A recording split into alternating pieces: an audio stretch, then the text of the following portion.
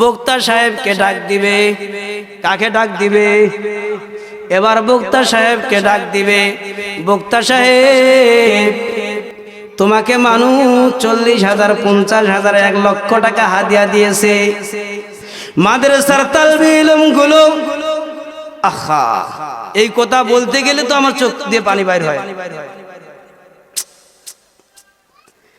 ও মাদ্রাসার হুজুর যারা যারা আছেন, বললে দোষ হবে নাকি? বললে কি দোষ হবে? মাদ্রাসার ছোট্ট ছোট্ট তালবে ইলমকে লাগাইয়া দিয়েছে, লালাইয়া দিয়েছে।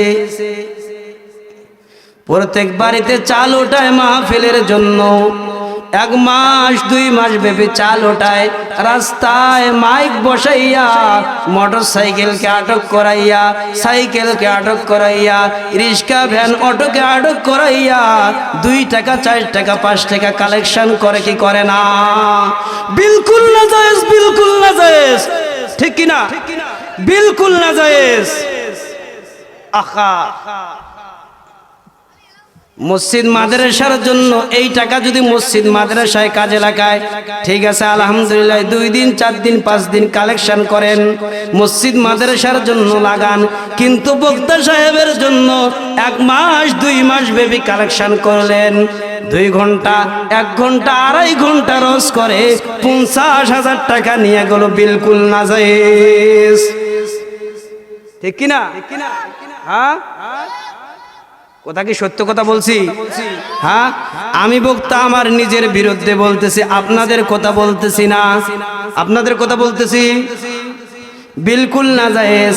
আজকের যেই ভাই আমাকে দাওয়াত দিয়েছে, আপনাদের এলাকার ভাই, নাম জানি কি, মাহবুব ভাই, খুব বড় আমার শ্রদ্ধেয় বড় ভাই, খুব মহব্বতের মানুষ, আমাকে খুব স্নেহ করে, আমার বয়সে অনেক সিনিয়র।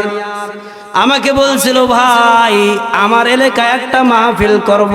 কি করব? বিভিন্ন জায়গায় আমি ওয়াজ করে করে বেড়াই, তাফসীর করে করে বেড়াই। 1 মাস আগে আমাকে বলতেছে, ভাই আমার এলাকায় একটা তাফসীর করতে হবে। আমি বললাম, ভাই করেন। কয় কত টাকা দিতে হবে ভাই?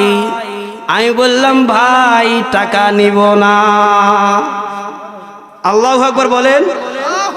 আমি ডোমার থেকে এসেছি, কয় টাকা খরচ হয়েছে? হ্যাঁ, মোটর সাইকেলের কয় টাকার তেল গিয়েছে?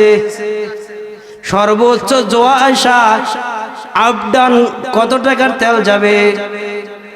সর্বোচ্চ ধরলাম 100 টাকার তেল। কত টাকার তেল?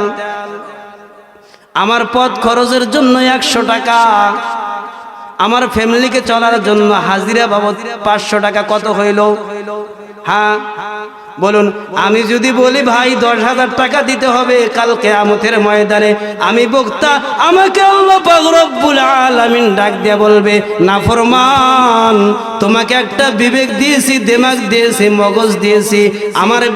আমার বিবেক দিয়ে তুমি কোরআন শিখছো, আমার বিবেক দিয়ে, আমার দেওয়া বিবেক দিয়ে তুমি হাদিস শিখছো, আমাকে চিনছো, আমার রাসূলকে চিনছো, আমার কথাগুলো আমার বান্দাদের মাঝে প্রচার করছো, আমার কথাগুলো, আমার রাসূলের কথাগুলো আমার বান্দাদের মাঝে প্রচার করছো।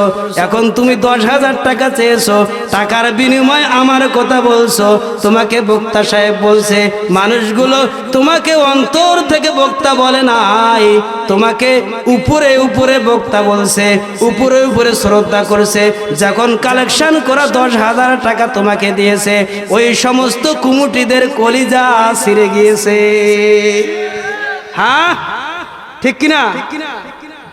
কিয়ামতের ময়দানে আমাকে আল্লাহ ডাক দিবে, বান্দা ও দুনিয়ার বক্তা, যাও জাহান্নামে চলে যাও। দুনিয়াতে তোমাকে বক্তা বলছে, আমি আজকে তোমাকে বক্তা বলবো না, জাহান্নামে তোমাকে তক্তা বানাবো। ঠিক কিনা? হ্যাঁ, আহা, মাদ্রাসার ছাত্ররা কালেকশন করে, করে কি করে না? 1 মাস ব্যাপী, 2 মাস ব্যাপী হুজুররাও তো কমিটির শাসনে আছে, কালেকশন না করলে হুজুরের চাকরি শেষ। হ্যাঁ, ও মসজিদ মাদ্রাসার কমিটিরা সাবধান হয়ে যান, সাবধান হয়ে যান, তাফসীর মাহফিল করার কোনো প্রয়োজন নাই। আছে নাকি?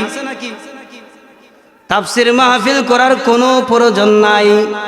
প্রত্যেক জুমায় ইমাম সাহেব আপনাদেরকে যে ওয়াজ শোনায়, এটাই মানতে পারি না, ঠিক কিনা?